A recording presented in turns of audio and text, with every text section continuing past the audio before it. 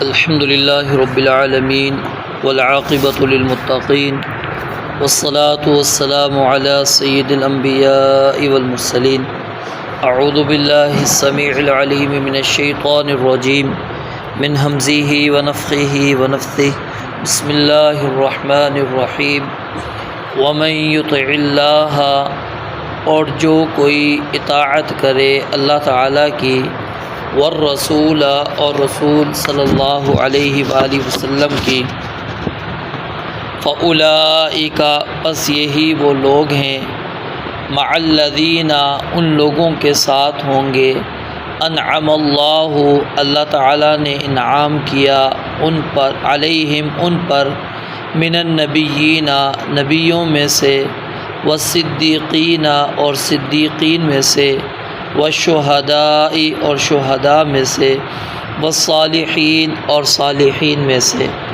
وحسن اولئک رفیقا، اور یہ لوگ اچھے ساتھی ہیں، ذالک الفضل من اللہ، یہی اللہ تعالیٰ کی طرف سے خاص فضل ہے، وکفیٰ باللہ علیما، اور اللہ تعالیٰ کافی ہے، سب کچھ جاننے والا ہے۔ دوبارہ دیکھیں، وَمَن يُطِعِ اللَّهَ، اور جو کوئی اطاعت کرے اللہ تعالیٰ کی، والرسول، اور رسول صلی اللہ علیہ وآلہ وسلم کی، فَأُولَئِكَ، پس یہ لوگ، مع الذین، ان لوگوں کے ساتھ ہوں گے،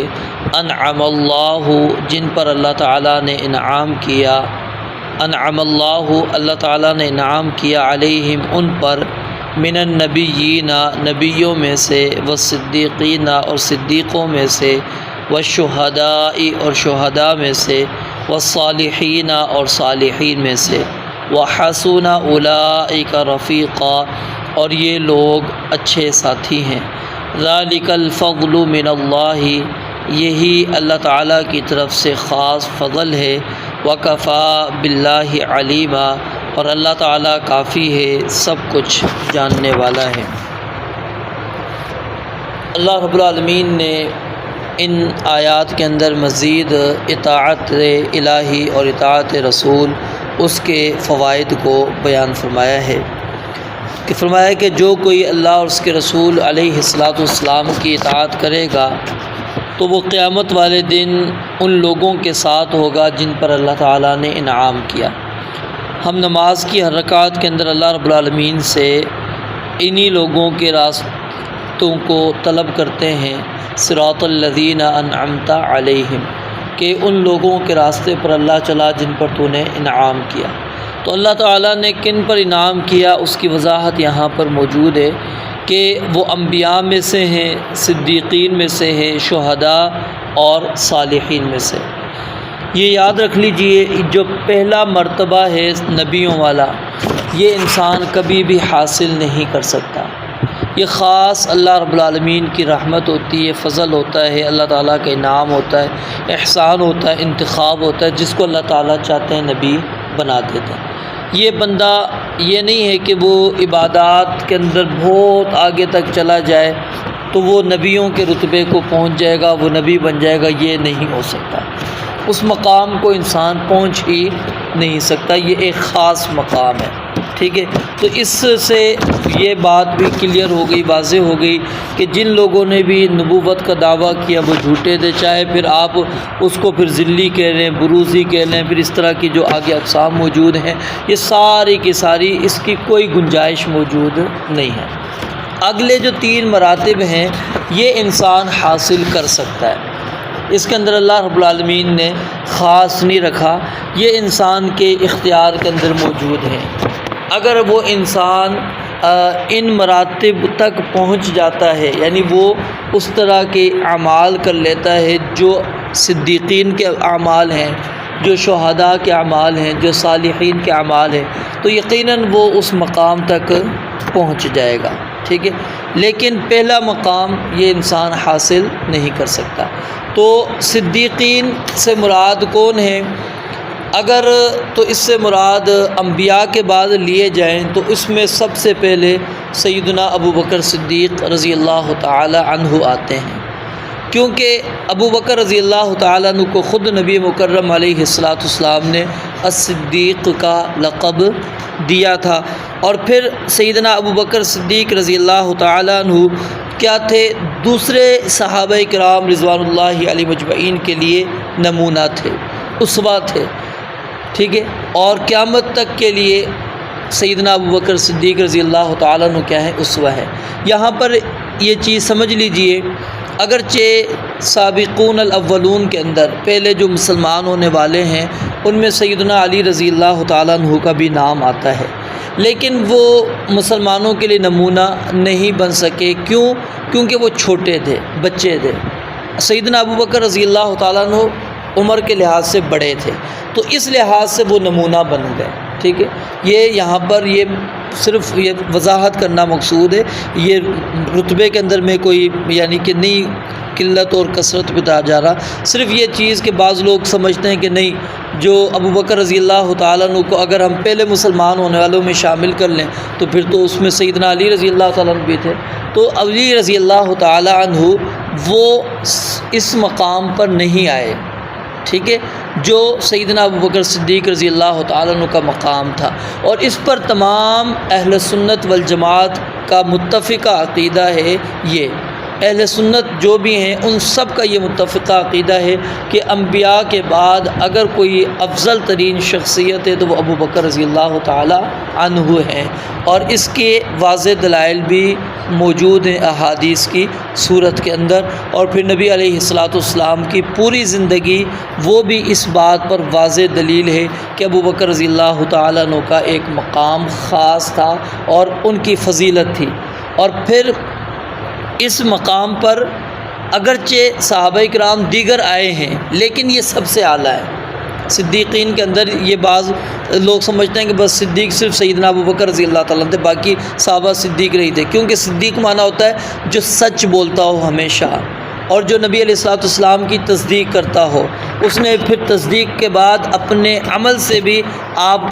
ثابت کیا ہو کہ میں نبی علیہ السلام کی ہی اتباع کرتا ہوں، پیروی کرتا ہوں۔ اس میں سارے صحابہ موجود ہیں، لیکن جو مقام ایک خاص اللہ تعالیٰ نے دے دیا تھا وہ کون تھے؟ ابو بکر رضی اللہ تعالیٰ عنہ، یہ سب سے اونچے ہیں اس کے اندر، ٹھیک ہے۔ تو صدیقین جس طرح میں نے کہا کہ ہم میں سے قیامت تک آنے والے لوگوں میں سے لوگ اس مرتبے پر آ سکتے ہیں، اس مرتبے پر صدیق والے مرتبے پر آیا جا سکتا ہے، لیکن وہ جو مقام ابو بکر رضی اللہ تعالیٰ عنہ کا ہے یا پھر جو صحابہ کرام رضوان اللہ علیہ اجمعین کا ہے، بعد میں آنے والے لوگ وہ اس مقام کو پھر بھی نہیں پہنچ سکتے، کیونکہ وہ ایک الگ ان کی خصوصیات ہیں، ان کا ایک الگ مقام ہے احادیث کی روشنی کے اندر۔ تو صدیقین کے اندر ایک تو علماء نے یہ شامل کیا ہے کہ اگر اس کو نبیوں کے بعد ہم لیں گے کہ جس کو تمام امور کے اندر مسلمانوں نے متفقہ طور پر اس کی زندگی کو، اس کی سیرت کو نمونے کے طور پر تسلیم کیا ہو تو وہ ابو بکر رضی اللہ تعالی عنہ ہے۔ اور دوسرا اگر اس کو ہم عام لے لیتے ہیں، یعنی صدیق کون ہوتا ہے؟ کہ جو ہمیشہ سچ بولتا ہو،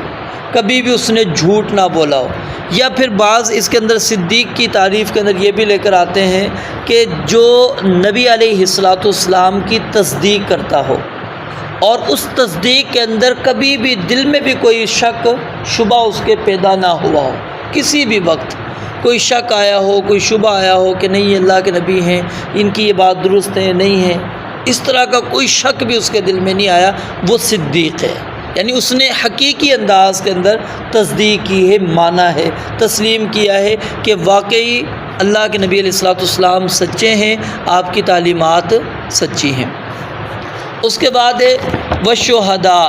شہداء سے مراد خاص طور پر وہ لوگ ہوتے ہیں جنہوں نے اعلاء کلمت اللہ کے دین کے کلمے کو بلند کرنے کے لیے اپنی جان اور اپنے مال کو قربان کر دیا۔ ریاکاری، نمود و نمائش کچھ نہیں تھا، صرف اللہ تعالیٰ کے دین کے لیے انہوں نے اپنی جان کو اور اپنے مال کو قربان کر دیا، یہ شہداء ہیں۔ باقی اس کے بعد دیگر لوگوں کو نبی علیہ السلام نے شہداء کے اندر شامل کیا ہے، لیکن یہ افضل شہید وہ ہے جو اللہ کے دین کے لیے قربان ہو جاتا ہے، باقی بھی شہداء موجود ہیں، ٹھیک ہے۔ والصالحین، اور صالحین یہ نیک لوگ، یعنی اس سے مراد جن کا عقیدہ، جن کا عمل ہر اعتبار سے درست ہے، عقیدہ بھی درست ہے، عمل بھی درست ہے، کسی قسم کا کوئی فساد ان کے نہ عقیدے کے اندر ہے نہ ان کے عمل کے اندر ہے، تو وہ ہے صالحین۔ تو یہ تینوں مراتب انسان عبادات کے ذریعے سے ان مراتب تک پہنچ سکتا ہے، لیکن ابھی ہم کسی کو یعنی اس مرتبے پر ہم یہ نہیں کہہ سکتے یہ بندہ شہید ہے، یہ صدیق ہے، یہ صالح ہے۔ کیوں؟ کہ اللہ رب العالمین بہتر جانتے ہیں، ان کا تو انتخاب اللہ تعالیٰ نے کر دیا، ان کے بارے میں اللہ تعالیٰ نے بتلا دیا کہ یہ صدیق ہیں، بتلا دیا یہ شہداء ہیں، یہ صالحین ہیں۔ بعد میں آنے والوں کا کوئی یعنی حتمی طور پر ہم نہیں کہہ سکتے، اور اسی وجہ سے علماء نے یہ اس مسئلے کے اندر یعنی کہ استثناء یعنی انشاءاللہ جو ہے نا یہ کہنا لازم قرار دیا ہے کہ کوئی بندہ اگر اعلاء کلمت اللہ کے لیے بھی اس نے اپنی جان قربان کر دی ہے تو اس کو شہید انشاءاللہ کہو۔ کیوں؟ ہمیں نہیں پتہ کہ بظاہر تو وہ اعلاء کلمت اللہ کے لیے گیا ہے، لیکن دل میں کیا تھا یہ کوئی بندہ کسی کے بارے میں نہیں جانتا، تو اس لیے انشاءاللہ لگانا چاہیے۔ اگر ہم کسی کے بارے میں کہتے ہیں یہ صالح ہے تو انشاءاللہ لگا دیں کہ ہمارا گمان اس کے متعلق یہی ہے انشاءاللہ یہ صالح ہے، یہ بندہ شہید ہے، ٹھیک ہے، یہ بندہ جو ہے صدیق ہے۔ ہم اپنے اعتبار سے اگر کہیں گے تو ساتھ میں پھر انشاءاللہ ہمیں لگانا پڑے گا۔ تو اللہ رب العالمین فرماتے ہیں وَحَسُنَ أُولَٰئِكَ رَفِيقًا، تو یہ دوست، یہ ساتھی جو ہے بہت اچھے ہیں۔ یعنی بندے کو اگر ساتھی کا انتخاب کرنا ہے تو پھر ان میں سے انتخاب کرے، انبیاء کا انتخاب کرے، شہداء کا انتخاب کرے، صالحین کا انتخاب کرے، صدیقین کا انتخاب کرے۔ یعنی مطلب کیا ہے کہ ان کی سیرت کو، ان کی زندگی کو، ان کے عمل کو، ان کے عقیدے کو انسان اپنائے۔ پھر آگے اللہ رب العالمین فرماتے ہیں ذَلِكَ الْفَضْلُ مِنَ اللَّهِ، یہ خاص اللہ تعالیٰ کا فضل ہے۔ یہ جو مراتب یعنی ملتے ہیں یہ انسان کو ایسے نہیں ملیں گے، یہ اللہ کہتے ہیں میرا خاص فضل ہوگا تو میں صدیق بناؤں گا، میں شہداء بناؤں گا، میں صالحین بناؤں گا، ٹھیک ہے، میں ان کا انتخاب کروں گا۔ ذَلِكَ الْفَضْلُ مِنَ اللَّهِ، تو یہاں سے اللہ تعالیٰ نے یہ واضح کر دیا، کلیئر کر دیا کہ انسان کا اس کے اندر اپنا کوئی عمل دخل نہیں، اور اسی وجہ سے رسول اللہ صلی اللہ علیہ وسلم نے فرمایا کہ کسی کا عمل اس کو جنت میں نہیں لے کر جا سکتا مگر اللہ کی رحمت اور اس کے فضل کے ساتھ۔ یعنی انسان جنت میں داخل ہوگا تو اللہ کی رحمت ہوگی، اللہ کا فضل ہوگا۔ تو یہاں پر بھی یہی چیز ہے کہ وہ اللہ کی رحمت سے، اللہ کے فضل سے وہ اس مقام کو پہنچے گا۔ انسان اپنی ذاتی محنت اور کوشش پر یہ نہ سمجھ بیٹھے کہ میں جی اس مقام پر، اس درجے پر پہنچ چکا ہوں۔ اور پھر یہاں پر ایک اور چیز مع الذین، اس کے مناسبت سے کہ صحابہ کرام رضوان اللہ علیہم اجمعین دنیا کی زندگی میں بھی نبی علیہ الصلوۃ والسلام کی صحبت اس کو پسند کیا کرتے تھے، اور اسی طرح وفات کے بعد بھی آپ کی صحبت کو پسند کرتے تھے، ٹھیک ہے۔ نبی علیہ الصلوۃ والسلام سے کئی مرتبہ صحابہ کرام نے اپنی یہ سامنے رکھی کہ آج تو دنیا کے اندر ہم آپ کے ساتھ ہیں، ٹھیک ہے، جنگوں میں بھی چلے جاتے ہیں، نمازیں بھی پڑھ رہے ہیں، آپ کے ساتھ رہ لیتے ہیں، لیکن قیامت والے دن آپ کہاں ہم کہاں ہوں گے، ٹھیک ہے، آپ کا مقام اونچا، ہمارا مقام تو اس طرح نہیں ہوگا، ہم آپ کے ساتھ نہیں ہوں گے۔ تو نبی علیہ الصلوۃ والسلام نے کیا فرمایا، المرء مع من احب، کہ انسان اس کے ساتھ ہوگا جس کی اس کی محبت ہو۔ یعنی اگرچہ عمل نہیں بھی اس کا اتنا نہیں ہے کہ جو انبیاء کے عمل تک پہنچے، صدیقین کے عمل تک پہنچے، شہداء کے عمل تک پہنچے، صالحین کے، لیکن اللہ رب العالمین اپنا خاص فضل کرتے ہوئے انسان کی ان کمی کو، توہیوں کو دور کرتے ہوئے اس مقام تک پہنچا دے گا، ٹھیک ہے۔ یہ کیا ہے، ذالک الفضل من اللہ۔ اور پھر اسی طرح ربیعہ بن مالک کی بڑی معروف روایت ہے، وہ رات کے وقت ربیعہ بن کعب اسلمی، وہ نبی علیہ الصلوۃ والسلام کو رات کے وقت وضو کروایا کرتے تھے۔ تو ایک وقت نبی علیہ الصلوۃ والسلام نے ان سے کہا کہ سل، مانگو، کیا مانگتے ہو؟ تو انہوں نے کہا میں آپ کا ساتھ جنت میں چاہتا ہوں۔ نبی علیہ الصلوۃ والسلام نے کہا اور کچھ؟ کہا کہ بس یہی۔ پھر کہا کچھ اور، کہا یہی۔ پھر آپ نے فرمایا اعنی علی نفسی کا بکثرت السجود، اگر تمہیں واقعی میرا ساتھ چاہیے تو پھر تم زیادہ سجدے کرو اور اس کے ذریعے سے تم میری مدد کرو، یعنی تمہارے زیادہ سجدے ہوں گے تو اس کے ذریعے سے تم میری مدد کرو گے اور میرے قریب آ جاؤ گے۔ تو یہاں پر یعنی کہ سیدنا ربیعہ بن کعب، ان کی آپ محبت کا اندازہ لگائیے کہ سوال کیا ہے تو کیا ہے، نبی علیہ الصلوۃ والسلام کی مرافقت، ٹھیک ہے۔ اور اسی طرح ایک دیہاتی نبی علیہ الصلوۃ والسلام کے پاس آیا، اس نے پوچھا قیامت کب ہے؟ آپ نے فرمایا ما عادت لہا، تو نے قیامت کی تیاری کیا کی ہے جو قیامت کے بارے میں پوچھتا ہے؟ فرمایا کہ میرے پاس کچھ اتنا تو نہیں ہے، لیکن اتنا ہے کہ میں اللہ اور اس کے رسول علیہ الصلوۃ والسلام سے محبت کرتا ہوں۔ تو آپ علیہ الصلوۃ والسلام نے فرمایا کہ المرء مع من احبہ، کہ چلو ٹھیک ہے، تو اگر واقعی محبت کرتا ہے تو پھر قیامت والے دن اللہ تعالیٰ نے تیری اس محبت کی وجہ سے ساتھ نصیب کر دینا۔ اور سیدنا انس رضی اللہ تعالیٰ عنہ بیان کرتے ہیں یہی ایک حدیث تھی جو ہمیں جو ہمیں غم پہنچتا تھا، ہم رنجیدہ ہوتے تھے کہ نبی علیہ السلام کا مقام اونچا ہے، ہمارا مقام نیچے، ہم کیسے ساتھ ہو سکتے ہیں؟ کہتے ہیں صرف یہی ایک حدیث ہمیں خوشی دیتی ہے کہ ہاں ہم نبی علیہ الصلوۃ والسلام سے محبت کرتے ہیں اور اس محبت کی وجہ سے اللہ تعالیٰ ہمیں ان کا ساتھ نصیب کر دے گا۔ تو یہ صحابہ کرام رضوان اللہ علیہ مجمعین کی کیا تھی، وہ نبی علیہ الصلوۃ والسلام سے دنیا میں بھی محبت اور آخرت میں بھی۔ تو انسان کو بھی اگر چاہیے کہ وہ اللہ کے نبی علیہ الصلوۃ والسلام کی رفاقت چاہتا ہے، اعمال تو بہت سارے، لیکن جو یہاں پر ہم نے سنا وہ کیا ہے، کثرت سجود، اور اس کے اندر خاص طور پہ فرض نماز، اس کی پابندی، اور پھر نوافل کا بھی اہتمام اس کے اندر شامل ہے۔ رب العالمین سے دعا ہے اللہ تعالیٰ سمجھنے عمل کرنے کی توفیق عطا فرمائے۔ وآخر دعوانا الحمدللہ رب العالمین۔